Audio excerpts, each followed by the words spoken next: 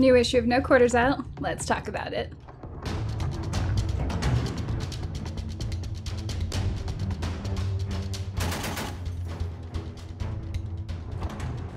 Hello everybody, I wanted to talk to you today about the most recent issue of No Quarter. I was just going to do a quick review for you guys, for anybody interested, if you've either not had a chance to read the magazine, if you're not sure if it's the type of thing worth picking up, or what have you. So anyway, I'm going to talk about it because I actually really enjoy reading No Quarter. It helps keep me interested in the game and in the world and the lore and all of that stuff. So I'm going to go over some of the stuff that's in there this month, and you can let me know what you think of it.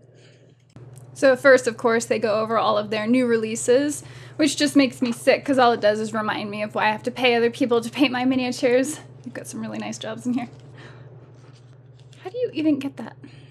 Whatever.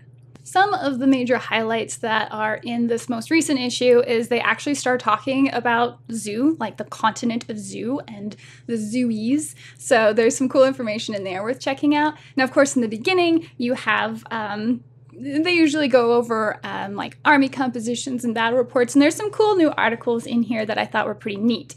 They have the new Minions theme force in here, the Blindwater Congregation theme force, so Gatormen are coming back. If you'll recall, the switch from Mark II to 3 involved them losing a few hitboxes. They went from 8 wounds down to 5, but turns out the theme force puts you back up into that completely broken area of hit points again. So it's worth checking it out in there. Of course, it'll be updated to War Room as well, but if you want to sort of see the magazine on it, they've got some cool stuff there too. So all you Gatorman players can be happy that your spam lists can come back in the Gatorman theme force because the posses end up becoming Field Allowance Unlimited. So that's fun. The article even includes a copy of the Gatorman posse card with 8 wounds instead of 5, so you can use that when you are using this theme force. Of course, they've got a little backstory going on in there too. They like to have articles that sort of flesh out other characters. In fact, Gavin Kyle Files is one of my favorite reasons to read No Quarter. But in this case, you've got a Guts and Gears report over Rock. So he's one of the character war beasts for Trolls. He's got a pretty interesting story worth checking out. More alcoholic trolls. They include a guide on how to paint him up, which is kind of interesting because you know how trolls are typically very northern. This one's a fire troll, so I don't know. It's kind of interesting.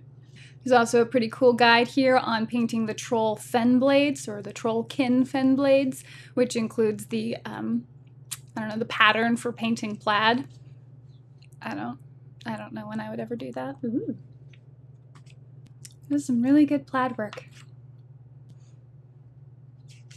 So Privateer made an article in here called Extreme Colossal Wrestling. No, I kid you not. Your colossals are now trying to pin each other in a ring.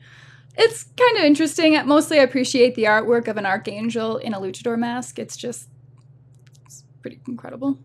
I mean, what is even going on? So the point is to get your colossal to pin the other colossal. It looks like just sort of a short mini game, kind of if you're just messing around, bored, you want to just play one model.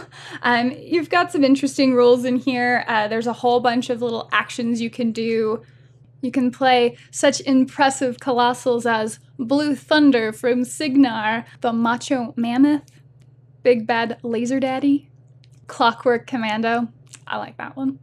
I think they just like making small side games with their miniatures. Anyway, I don't know, it's one of those sub-games, kind of like if you're interested in Grind. Grind's actually sort of a fun mini game that involves a few miniatures, and you can even tag out some of your colossals from the looks of it.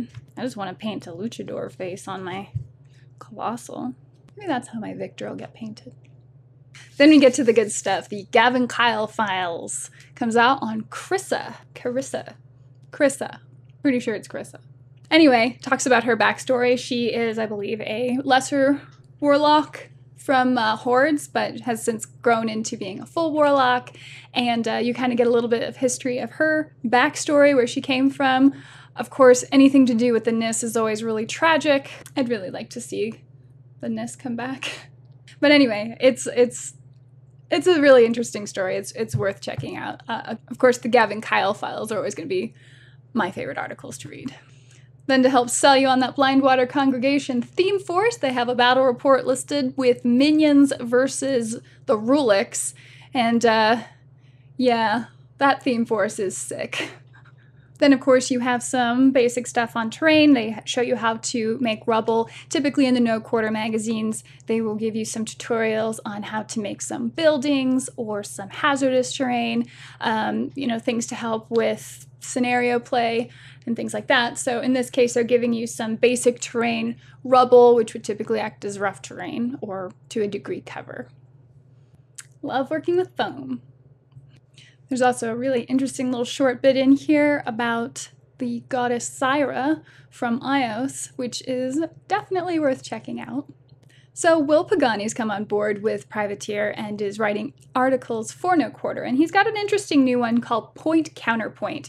And this one, you know how when you play War Machine or Hordes, you're always dealing with types of lists. You're dealing with armor skews or defense skews or assassinations and gun lines. In this case, he actually goes over a counter to each of those types of lists that you're going to run into. So it's an interesting discussion. He specifically addresses counter skews. He specifically addresses defensive skews and gun lines. And it's just good information in general. If you're going to be trying to compete in War Machine, you do need to know all of those types of lists that you're going to run into. So I really liked that article. I thought it was really well laid out. It's followed up by an article from Jake Van Meter, who is a big Legion of Everblight fan, and he comes up with 3 vicious lists in the Legion of Everblight faction. Again, they all fall into different categories. He has a gun line, he's got a defensive skew, and an armor skew one, which is actually kind of interesting to check out. So he actually gives you the list and why he has that said list, so you can test it out.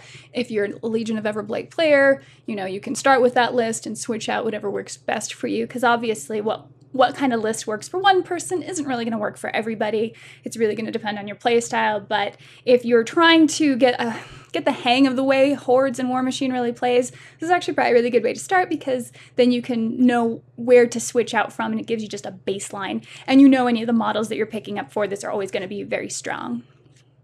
Legion armor skew. What else will they come up with? Now we get to my favorite part.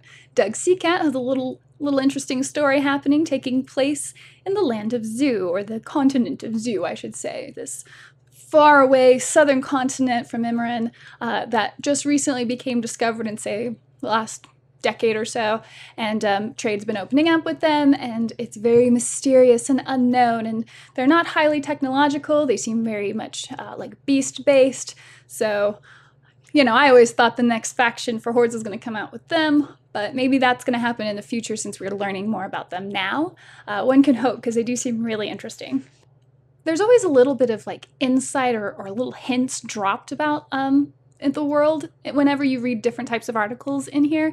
For example, there's a mini scenario you can play that involves these types of plants that devour your models. That exists in Zoo. They don't talk about it specifically, but you can tell from this little scenario that that's a thing. So, murderwort. You imagine? I think I would know to avoid a plant called murderwort. Don't go into the murderwort patch.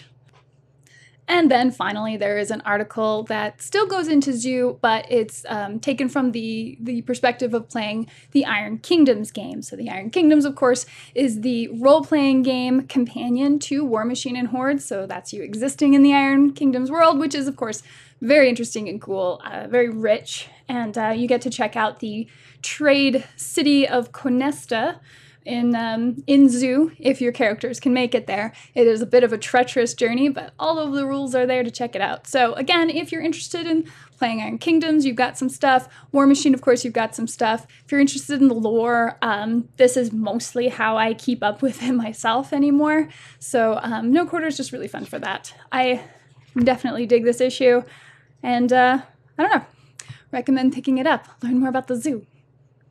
Or just play with Colossal Wrestling.